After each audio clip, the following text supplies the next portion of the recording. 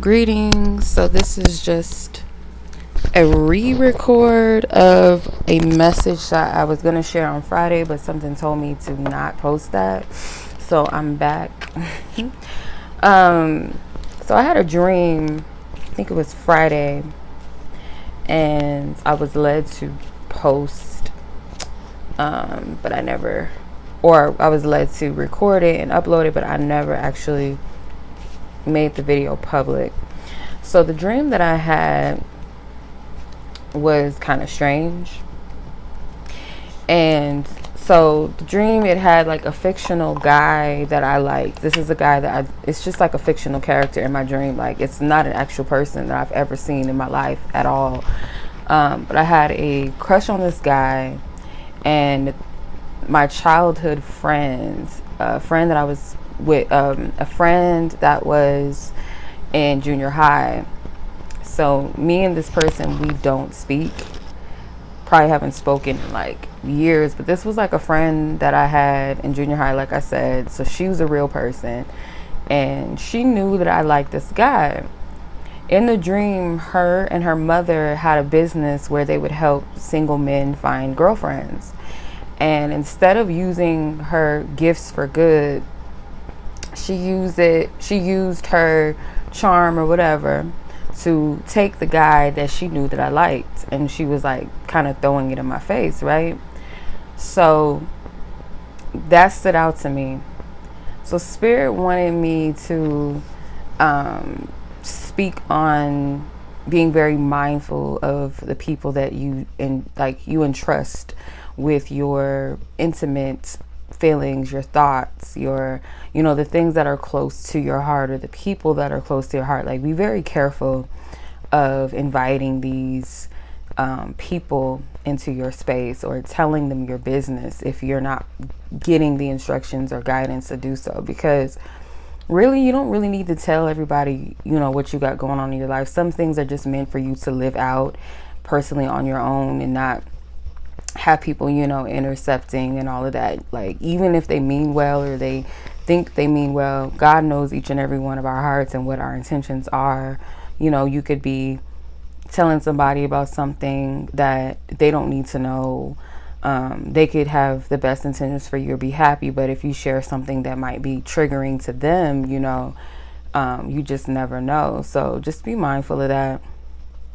And there was another part of the dream that I had. It was like a whole nother separate dream where I was out with my cousin, and we went to this place. I don't know what it was actually in the dream, but it was kind of like this adult setting where everybody was like hanging out at the bar, having a good time. But it was like a lounge area where people were playing like games, like board games or like trivia games, something like that. And while we were all setting up to play this game, this guy, he came by passing out chips or something, and they fell in my lap. And instead of like cleaning it off in a way that was proper, they touched me in that area, and it was like very perverted, because I looked at them and I was like, really, like, you really gonna do that? So and then my cousin, he passed by her, and I was like, what is that on your dress? And this part, I don't know how to word this because it can be a little inappropriate, but I was like, is that blank? Like, she was like, yeah, I guess he was excited or something. So this person, this male, he has like this sexual addiction, I'm assuming. That's what I got from it, because the girl that he was with in the dream, she was like dancing on him in front of everyone, like twerking on him, very like, like, y'all could keep that somewhere else. Like, it was real, it was too much. So when she got up to go somewhere, he was like frantically looking for her, like he was obsessed, like he was going crazy. And I feel like God was saying that it's something with seductive spirits, like these seductive spirits of energy, like being careful, because you have somebody around you that is, for whoever this message is for, because Spirit, right now I set the intention and I pray against the spirit of discord, against the spirit of paranoia and accusation and condemning and confusion. Right now I pray for discernment, that those that this message is for, they are clear in their mind, their heart and their mind, is sober, they are clear in discernment, and that they hear your voice and they heed to your voice, that you reveal to them who this person is, if it be that this message is in fact for them. Amen. Jesus name, amen. Okay. Yeah, because I don't want anybody like just throwing things up in the air, throwing names or faces in the air, and it may not even be for them. But clearly, like Spirit is saying, you got to be careful of these people. Like, it could be a friend, it could be a family member. I don't know if this skit was real, but it was like a skit that was going around from TikTok where this mom was laying in the bed with her daughter's baby daddy, and she was like, you don't take care of him, you don't, you just never know what type of animosity people have, like, their intentions and stuff like that. And there was another thing that was going around. It was from Twitter, and it was a comedian. I think it was Lil Duval, if you guys are familiar with him, but he's a comedian, and he had did like a Twitter asking women, like, if your friend's ex-boyfriend and you, like, he came to you, would you, like, basically, would you date him? Would you, talk to him or whatever, right? And majority of the women in the comments was like, yeah, like, if she don't want him, or if that was in high school, no girl code whatsoever, no type of loyalty. And I thought to myself, I was like, I would never in a million years want to have a man that my friend had, especially that she slept with. Like, that to me is just like disgusting. It's nasty. It's weird. And to me, it felt like very catty. Like, most women are very catty over men. Like, they will forfeit a lot of friendships, a lot of sister bonds or cousins that are close, all for the sake of a man. And I'm just like, y'all are just desperate. Like, it's just like giving just like desperate pick me vibes, like as if there's not enough, as if it's not enough men to go around, you know what I mean? Or like a man that's for you. I just don't get down like that. And this happened to me in high school, where a friend was messing with this guy, and they weren't together, they were just sleeping together, and we all hung out, and the guy asked her, he was like, I want to talk to your friend, can I have her number? And she's like, yeah, you can ask her. And she gave him my number, and I told him on the phone, I was like, I don't feel comfortable talking to you. Basically, like, you talking to my friend, I don't feel comfortable talking to you. So she called me and was like, yeah, I gave him your number, I don't care, you can talk to him. And what was shady was that originally there was another, like, our mutual friend, she called me first, and then she asked me the question, like, do you like so-and-so? Do you want to talk to him? And I was like, no. Isn't he with so-and-so? And then the girl that was messing with the guy, the friend, she chimed in, and I was like, really? Like, they was on the line together. Like, back in the day, we used to do stuff like that, where we on three-way with each other and stuff, but then, the messy friends, the two-faced friends, they would have like another girl on the other line listening. And like, I dealt with some very phony people in my in my past, like friends. It was just always something catty from as long as I can remember, like junior high all the way up until adulthood. Women are very, very, very catty over men. Like I said, they'll forfeit relationships with their friends or their sisters, their cousins, all over a dude. Like, it's very, I just get like insecurity. So long story short, this friend in high school, I told her flat out, I don't want to talk to this dude. Like, for one, like, I seen y'all kissing. I've waited outside while y'all did y'all thing before. Like, why in the hell would I want to talk to him? So at school, she went around telling everybody, yeah, Chenoa tried to take my boyfriend, and dude was never her boyfriend. Like, he was sleeping with her, and he made that very, very clear. But she ran around trying to like get me into some stuff or whatever. So that was my first time about to confront somebody and get into a fight over something so stupid. But needless to say, like, obviously we weren't friends after that, because women allow men to cause rifts. Instead of looking at him as a dirty dog and like, oh, why would you try to holler at my friend?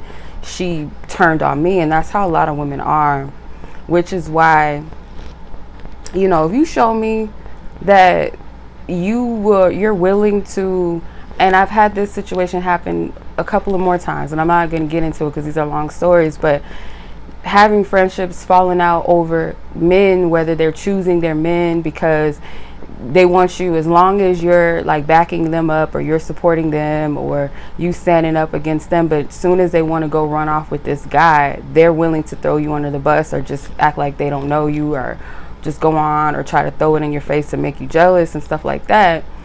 As soon as you show that type of character, I'm not fucking with you. Excuse my language. I'm just not. And friendships like that will place people or men or, you know, things that always, because this is my thing, like girlfriends, if you're married and things like that, that's a bit different. That's a deeper commitment. But somebody that you're just dealing with, talking to, sleeping with, that's not even your man, and even if they are your man, you know, as long as you're in your lonely season and you want to talk and you want to, or you want somebody to defend you when this person's beating on you or cheating on you or whatever, it's all good. But then when this guy is in your good graces, then you just like, oh, you don't mean nothing to me, or oh girl, you stupid, oh whatever, I'm not trying to listen to you, oh you're just jealous, or trying to, you know, insinuate those things or cover for this man even though they've done wrong or whatever, also that they don't look bad and then make you look like you're the fool. That type of stuff, like, because these men they're not as loyal. Like most of the time, like sisters, when or friends or cousins, like when you're tight, that type of bond, when it's broken, it hurts really, really deeply. Because unlike your man, yeah, you are intimate in a sense where you sleep with them and maybe you do tell them certain things, but with your girlfriends, you tell them, or your sisters, or like when you're close, you have those close bonds, you tell each other everything, like everything, things that you can't tell the man that you're sleeping with, like you tell them your most intimate things. So when you break those bonds, you feel it more deeply, I feel. So those experiences taught me to know when to walk away from them type of friendships, like to just leave it alone, because you're showing me that you don't value a friendship. Or I've never, no, I take that back, I was about to say I've never had a family member that I was close to do something like that. I had a catty best friend cousin do some stuff like that to me, and we're not cool to this day either. So I say all that to say, you guys, like, you really have to be discerning, because that's the vibe that I get from this. Because Spirit showed me this friend in junior high and how she took this fictional boy that I was into, or this man that I was into, and kind of seduced him in a way, used her gifting. Because like I said, in the dream, her and her mother, they worked in some type of agency where they helped men find girlfriends or something. So she used those points to get that man to take him away, and she knew what she was doing, because she was like showing this kind of like this cattiness, kind of like dangling in my face, trying to throw it in my face underhandedly, and this man was completely oblivious to what was going on. So I want to say, be very careful of this. I've had, like I said, multiple instances where I've dealt with so-called friends that men, they'll put the men on the pedestal, throw you to the side, may even try to compete with you between these men, and it's just so stupid to me. Like it's so dumb. Like and that's why I say, like, you got to be careful who you call friend, or even sometimes your own family. You really got to heed to the signs that you're being shown, okay?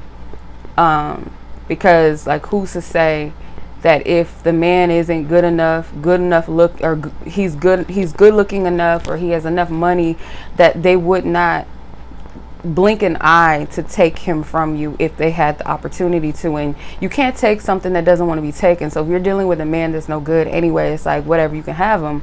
But if you're dealing with some people that don't mind seducing to get their way and to throw it in your face or be competitive and all of that, get rid of them people immediately. Like, they'll sell you out probably for like $5,000 if they could. Get rid of them. Just don't even entertain it. And I've gotten really good with this, cutting people off, or keeping my distance, or putting boundaries up with people that show this type of character. I just don't need that type of energy around me. It's very untrustworthy. So yeah, be very careful, y'all. I don't know who this is for, if this resonates with you or it isn't, because I hesitated putting this message out because I know these type of messages can steer paranoia and discord and accusing people that maybe not even out to really get you like that, or you just kind of assume because of fear. But you have to have things to back this up. Like, there has to be something to show proof that someone is untrustworthy, or they've shown you signs of this. Or if it's not a friend or a family member, it could very well be a coworker that you work with that's you know, has this type of energy or has done things to you that's shown you this. Like, there's something about not sharing your intimates and keeping, you don't need to tell somebody, oh, I'm talking to so and so, oh, I'm dating him, because some people, as soon as they hear like, oh, that's who you dealing with, oh, let me see if I can, because I had people do this. Like, it's like a little silent competition. Like, oh, I'm gonna see if I can get him, or oh, I'm gonna see if he like you, so then I can try to. It's you child. No, no. So people, especially coworkers, they don't need to know your business at all. Like, lesson learned too. I got stories with that as well. Like, just because you work together and y'all able to kiki and, you know, talk about your life, be very careful of that, because some of these coworkers is just as messy as people that you know personally. You know what I mean? So yeah, keep your business to yourself. All right, much love as always. Peace.